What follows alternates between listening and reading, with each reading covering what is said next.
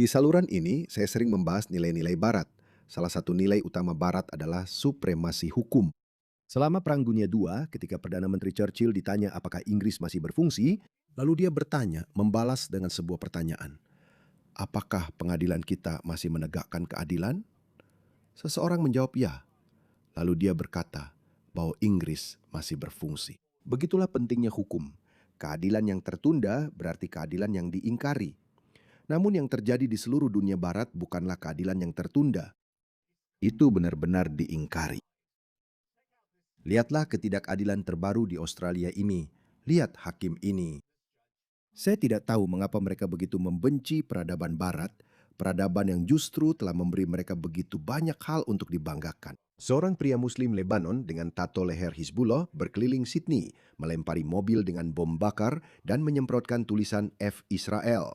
Hakim Mahkamah Agung New South Wales di Australia ini, Mahkamah Agung bukanlah pengadilan tertinggi. Mahkamah Tinggi adalah pengadilan tertinggi, hanya catatan tambahan saja. Jadi Hakim Mahkamah Agung New South Wales ini, Desmond Fagan, memutuskan bahwa tato leher Hizbullah miliknya tidak serta-merta menunjukkan dukungan terhadap Hizbullah atau ideologi Hizbullah. Saya sudah lama mendengar anggota geng di Amerika Serikat sering ditangkap dan diidentifikasi karena tato mereka yang menunjukkan kesetiaan mereka pada geng manapun yang mereka ikuti. Jadi Hakim Fagan juga menyimpulkan bahwa tindakannya membakar mobil-mobil acak yang bukan milik orang Yahudi, mobil-mobil acak, dan mencoret-coret tulisan F Israel di mana-mana dapat dimengerti mengingat latar belakangnya sebagai Muslim Syiah Lebanon. Ini jauh dari kejadian yang terisolasi. Lihat pria di sebelah kiri ini. Dia adalah pengungsi Irak. Dia melakukan penyerangan, dia melakukan pelecehan seksual terhadap seorang gadis berusia 14 tahun. Dan dia dibebaskan karena pemerintah Partai Buruh telah memberitahu para hakim bahwa jika Anda memberikan hukuman lebih dari 12 bulan, maka mereka akan dideportasi. Jadi para hakim ini, sebagian besar dari mereka adalah kaum woke. Mereka tidak ingin itu terjadi. Mereka ingin menggantikan penduduk asli dengan para penyerbu asing ini. Maksud saya, bahkan jika katakanlah sekedar berandai-andai, bahkan jika Anda ingin mendatangkan orang-orang dari semua ras, semua budaya, setidaknya bawa yang baik-baik, bukan pemerkosa, bukan pembunuh.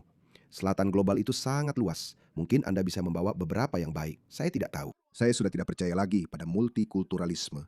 Bahkan yang baik-baik pun akan tetap berbahaya secara budaya. Ya, bahkan jika Anda seorang ahli bedah, dokter, atau ilmuwan dari Irak, Suriah, Pakistan, atau manapun, pada suatu saat nanti ke depannya, mereka akan menantang budaya asli Australia atau negara manapun yang mereka tuju. Saya punya daftar lengkap para hakim ini. Ini satu lagi, ini juga terjadi di Australia. Penipu asal Nigeria yang dipenjara karena memperkosa istrinya sendiri diizinkan tetap tinggal di Australia. Orang ini adalah menteri dalam negeri kita, orang terburuk. Dan lihat, kita sudah tahu pandangan ideologisnya. Lihat saja, ini dia yang memberitahu kita, tidak perlu integrasi atau asimilasi. Konsep imigrasi adalah orang-orang ketika mereka datang ke Australia ingin menjadi bagian dari Australia. Itulah yang diinginkan orang-orang. Dan saya tidak pernah menerima kata asimilasi. Saya tidak ingin orang-orang kehilangan jati diri mereka. Kata integrasi telah digunakan sebagai bagian dari dialog multicultural untuk waktu yang sangat lama. Dan memang seperti itulah. Kita ingin orang-orang apa adanya. Saya tidak pernah setuju dengan konsep melting pot seperti itu, di mana seluruh identitas Anda seolah-olah harus dilebur. Jadi jika ini adalah pandangan mereka, lalu apakah kamu terkejut? Dia ingin orang Nigeria, Suria, Somalia, dan Sudan. Dia ingin mereka datang dan tidak berintegrasi. Jangan berasimilasi. Bawa budaya parangmu. Bawa budaya pemerkosaan dan pelecehan seksualmu. Itu tidak masalah. Ini semakin parah. Saya sudah bilang. Hampir 2 tahun yang lalu saat itu. Wanita Australia, bersiaplah. Karena ini akan terjadi pada kalian dalam skala yang tidak bisa kalian bayangkan. Kenapa saya bilang begitu? Karena saya sudah melihat itu terjadi di seluruh Eropa dan Inggris Raya. Lihat yang satu ini. Seorang pelaku kejahatan seksual terhadap anak yang telah divonis bersalah dari Sierra Leone berargumen bahwa memberinya izin tinggal permanen bisa mengurangi risiko dia melakukan pelanggaran lagi di Australia. Dia bilang, jadi berikan saya izin tinggal permanen dan saya tidak akan melakukannya lagi. Tapi kalau Anda tidak memberi saya PR atau mendeportasi saya, maka saya akan melakukannya lagi. Dan coba tebak apa yang terjadi.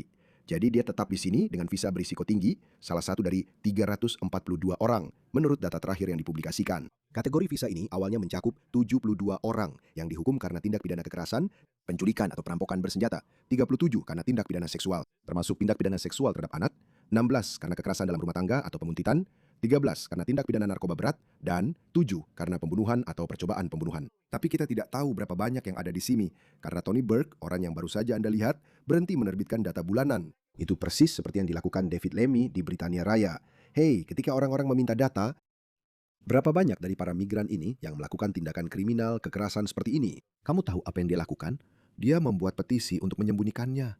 Lalu mereka bilang, ya, orang kulit putih melakukan lebih banyak kejahatan. Mereka tidak memberi kita data apapun. Beberapa orang hebat sudah melakukan banyak pekerjaan luar biasa melalui berbagai sumber lain yang semuanya mengarah ke satu kesimpulan. Orang-orang dari negara seperti Afghanistan, Sierra Leone, mereka hingga 20 kali lebih mungkin melakukan tindakan seperti ini. 20 kali lebih mungkin daripada rata-rata warga Britania. Dan lihat, situasinya sama buruknya di Amerika. Dan jelas, Amerika punya banyak sekali masalah lain. Lihat ini. Jadi, pria yang sedang Anda lihat ini telah terungkap bahwa pria kulit hitam yang mencoba memperkosa seorang wanita kulit putih di taman umum di Savannah, Georgia, telah ditangkap sebanyak 22 kali sejak tahun 2020. Termasuk 4 kali memukuli seorang wanita di halte bus tahun ini. Dia baru saja dibebaskan dari penjara 17 hari yang lalu. Bahkan dalam 15 penangkapan terakhirnya, mereka selalu membebaskannya setiap kali. Pria yang membunuh Irina, gadis Ukraina itu. Gadis Ukraina berambut pirang yang sedang duduk di kereta, yang memiliki poster BLM di kamarnya, benar-benar tanpa alasan. Pria itu juga bebas setelah memukuli beberapa orang.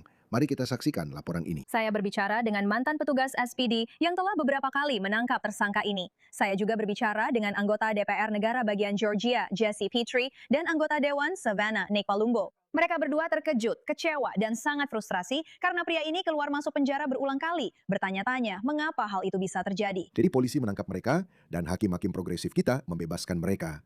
Dan sekali lagi, ini bukan pelanggaran kecil seperti Anda tahu, seseorang melakukan kejahatan kerah putih atau hanya mencuri sebatang coklat Snickers. Ini adalah penjahat yang sangat-sangat kejam. Saya tidak tahu apakah mereka akan memutar video itu.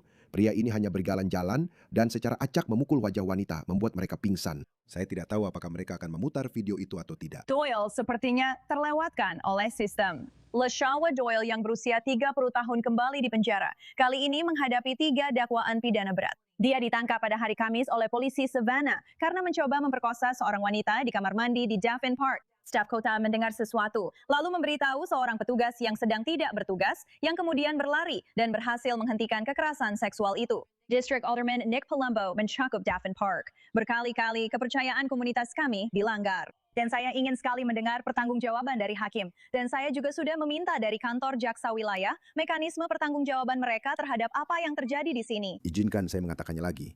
Sejak tahun 2020, dia sudah ditangkap 22 kali. Dan dalam 15 penangkapan terakhirnya, mereka membiarkannya pergi setiap kali. Ini adalah penangkapan ke-8-nya hanya di tahun 2026 saja. Sekarang sudah bulan Agustus. Jadi bagaimana? Satu penangkapan setiap bulan. Apa peluang orang ini untuk direhabilitasi? Saya sendiri belum pernah ditangkap. Kebanyakan orang juga tidak pernah ditangkap. Orang ini sudah ditangkap 8 kali hanya tahun ini saja. Jadi saya harus menyampaikan poin yang lebih besar. Saya punya lebih banyak contoh. Lihat ini. Kembali ke Australia. Orang ini, Mahkamah Agung New South Wales baru saja memutuskan bahwa seorang pria Timur Tengah di Sydney, ini adalah pria dengan tato leher Hizbullah. Saya rasa tato itu ada di belakang lehernya. Biar saya lihat apakah mereka punya fotonya. Dan inilah yang dia lakukan. F. Israel. Beginilah cara dia merusak properti Yahudi.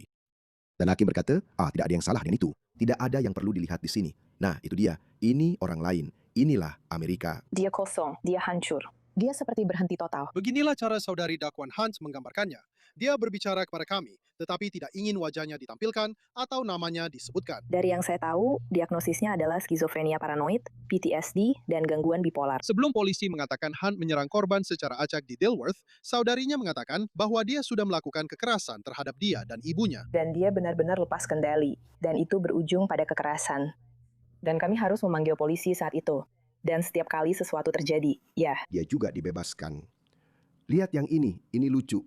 Pengedar narkoba asal Albania, Spresam Koka, lolos dari perintah deportasi setelah menjalani hukuman penjara karena perdagangan narkoba dan pencucian uang, karena putrinya mengompol. Dia mengatakan kepada pengadilan banding bahwa putrinya membutuhkan intervensi terapi karena insiden mengompol yang dialaminya yang semakin parah selama dia berada di penjara. Kamu tidak bisa mendeportasi saya. Putri saya mengompol. Kenapa kamu tidak membawa putrimu juga? Maaf, kami tidak bisa menghukum putrinya. Maksudmu apa menghukum putrinya? Dia orang Albania. Dia hanya akan kembali ke negara asalnya. Mari kita lihat yang lain. Seorang warga negara Iran, dia bukan salah satu dari orang Iran yang baik. Kamu tahu, ada orang Iran sekuler dan ada juga orang Iran Islamis. Dia adalah orang Iran yang pro-Palestina. Seorang warga negara Iran yang membius dan memperkosa seorang gadis berusia 13 tahun di kamar tidurnya tidak akan dideportasi atau dipenjara dan akan tetap menerima dukungan NDIS yang didanai oleh pembayar pajak sambil hidup bebas di masyarakat. Dan beginilah agresifnya mereka terhadap kaum pribumi. 7 pria yang melemparkan benda dan mendorong tempat sampah ke arah polisi selama unjuk rasa di Southampton atas pembunuhan Henry Nowak. Jadi itu terjadi kapan? Bulan Juni, Mei, telah dipenjara selama bertahun-tahun oleh seorang hakim yang telah membebaskan beberapa pelaku pedofilia. Ini adalah Hakim Maggie Scott. Dia membiarkan pemerkosa anak Daniel Silaji yang memperkosa seorang gadis berusia 12 tahun bebas begitu saja. Lihat, sekarang pria ini adalah Daniel Silaji, jadi dia bukan seorang muslim. Tapi orang-orang ini, mereka punya pandangan dunia yang menyimpang, teman-teman. Mereka punya kelembutan hati terhadap pemerkosa dan pelaku pedofilia. Saya melihat sebuah video di mana pria ini, seorang fanatik kiri woke, sedang berargumen. Dia bilang kita harus menunjukkan belas kasih dan cinta kepada para pemerkosa. Katanya mereka butuh cinta dan perhatian kita. Karena kalau seseorang melakukan hal seperti itu, berarti ada yang salah. Ya memang ada yang salah. Kembalikan hukuman mati. Dia memberinya pembebasan mutlak meskipun dia mengaku bersalah. Dia juga memicu kemarahan dengan memuji pemerkosa asal Aljazair, Hamad Chihamsa, karena menetap di Inggris dan membuka usaha salon rambut. Dia mengatakan bahwa predator itu pantas mendapat pujian karena berhasil mengatasi latar belakangnya yang sangat sulit hingga menjadi pemilik bisnis sukses di Skotlandia. Biar saya cari video yang tadi saya bicarakan. Lihat pria ini.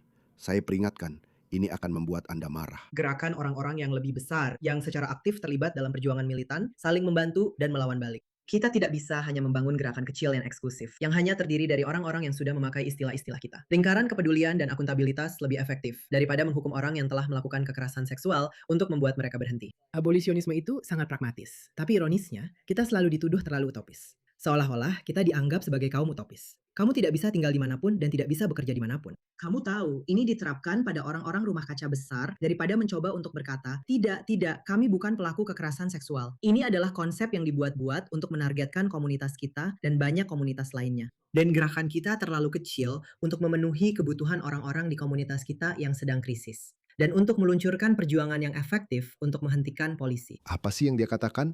Aku bahkan tidak mengerti.